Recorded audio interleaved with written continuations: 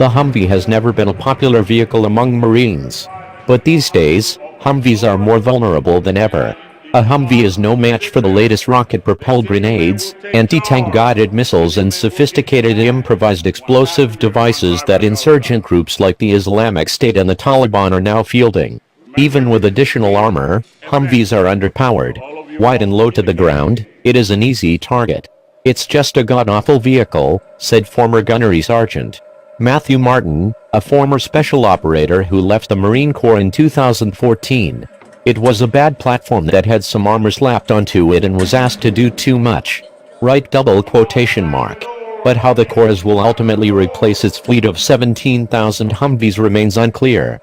Facing budget cuts, the Marine Corps in 2015 canceled its program to upgrade 6,700 of its Humvees. The Corps plans to start replacing the Humvees with the Joint Light Tactical Vehicle, a faster and better armored truck with a V-shaped hull to deflect blasts from below. But the first of those JLTVs won't begin to arrive until 2019. Even then, they will come slowly. The first batch will include 69 new vehicles to Camp Lejeune, North Carolina. Fielding the JLTV has been delayed because after the Army awarded a massive contract to Oshkosh to build the vehicles, its rival Lockheed Martin protested and took the matter to federal court before ultimately dropping its lawsuit. The Marine Corps eventually plans to buy about 9,000 JLTVs to replace about half of the Corps' 17,000 Humvees, said Kurt Koch, Combat Vehicle Capabilities Integration Officer at Combat Development and Integration. The Marines will only keep the best Humvees and replace the rest with JLTVs, Koch said in a statement to Marine Corps Times. The first 5,500 JLTVs will replace the highest risk portion of the Humvee fleet. The next 3,500 vehicles will go to active ground combat element units and to Marine Air Ground Task Forces. Nevertheless, both Humvees and JLTVs will be part of the Marine Corps fleet of light vehicles through 2030, he said. With the JLTV, the Marine Corps will finally have a light vehicle that provides Marines with the protection offered by an MATV but is light enough to drive off-road and to be transported by Marine CH-53E Super Stallion and Army CH-47 Chinook helicopters. JLTVs also take up the same amount of space as Humvees on ships and landing craft. In the long run, the Marine Corps will need thousands of additional vehicles. And they may end up looking beyond the JLTV for something lighter and more agile, Walsh told lawmakers. Could there be some other type of lighter truck that does not have the same protection requirements that a JLTV would have, because not all our vehicles may be operating in a highly contested and threat environment? Walsh said. For now, some of Humvees still undergo depot-level maintenance, said Emmanuel Pacheco, spokesman for P-Land Systems Marine Corps. Pacheco noted that the Humvees were designed and built in the 1980s, before improvised explosive devices fundamentally changed the requirements for ground vehicles. U.S. Army modernization officials told lawmakers Wednesday that the service will soon have to rebuild its outdated Humvee fleet or buy more Joint Light Tactical Vehicles, or JLTVs, than expected. Senior Army leaders testified about modernization efforts at a hearing before the Senate Armed Services Committee's Airland Subcommittee, headed by Tom Cotton, a Republican from Arkansas. Focusing on fiscal 2019, Senator Joe Donnelly, an Indiana Democrat, asked about the Army's long-term Humvee modernization effort. The Humvee is made by AM General LLC, based in South Bend. When do you think we can expect to see a comprehensive Humvee modernization plan with an associated program of record? He asked. The service is slated to buy more than 49,000 JLTVs to replace the Cold War-era Humvees. The Army awarded a $6.7 billion contract in August 2015 to Oshkosh Corporation to build the first 17,000 JLTV production models. Service officials will have to make a decision about the Humvee fleet in 2018, Lieutenant General John Murray, Deputy Chief of Staff for Financial Management, Army G8, told lawmakers. We are going to have to make a decision on either we are going to have to buy more JLTVs to replace Humvees or we are going to have to start recapping the Humvee fleet we have, he said.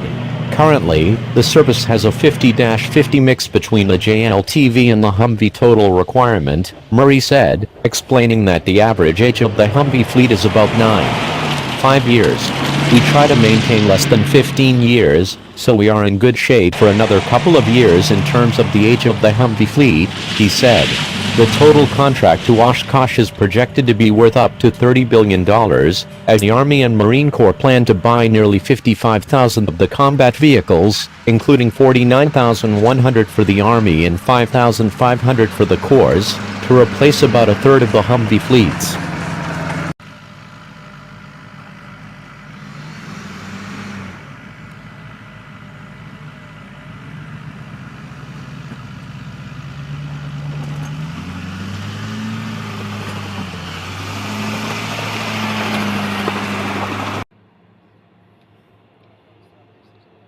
$300 tons worth over $11 million. But for the 305th Aerial Port Squadron at Joint Base McGuire-Dix Lakehurst, it's just another day at the office.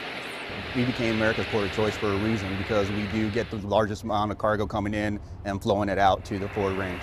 But with something like this, it's the norm for us, because we'll get like clarification on what's coming down, how it's coming down, so we can go ahead and set ourselves up for success and making sure that they're ready for air movement. This shipment of 50 Humvees is headed to Mosul, Iraq, and are specifically designed for operation by Iraqi forces.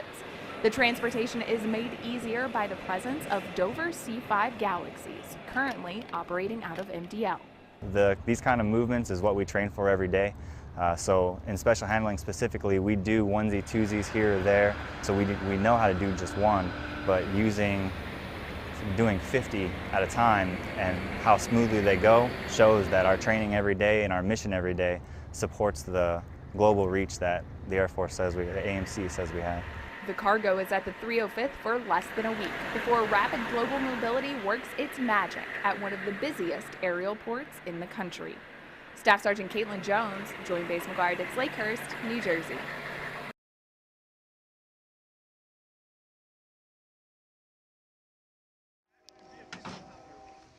Yeah, this truck is probably 3 months old. 3 months old, but over a decade in the making. We're glad we're getting the word out that it's finally on the street.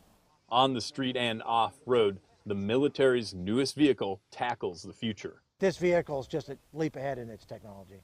Built-in plug-and-play ability allows this vehicle to work with current and future equipment. It is sort of like having that USB port on your computer where you can go down to Best Buy and buy whatever equipment you want and plug it in, and it works. It's not quite that simple, but that's the concept we're going for. Saving dollars simply makes sense. The average cost of a truck was going to be about $440,000, $450,000. And through the competition process, we got the truck down to about $250,000, a little less than $250,000 per truck. When we got the price down, it allowed us to buy more trucks more quickly for the same amount of money. Time to take a test drive. After checking out the capabilities, Army leadership was impressed. This is really a step up from the Humvee, so we have some new capabilities that both protect our soldiers but also provide that payload and performance that we really need on the future battlefield. It felt great. It was a very smooth ride. I know this is going to be a great capability for our soldiers. As more joint light tactical vehicles roll off the assembly line, the modern military keeps rolling along. Staff Sergeant Ben Woken, Joint Base Langley Eustis, Virginia.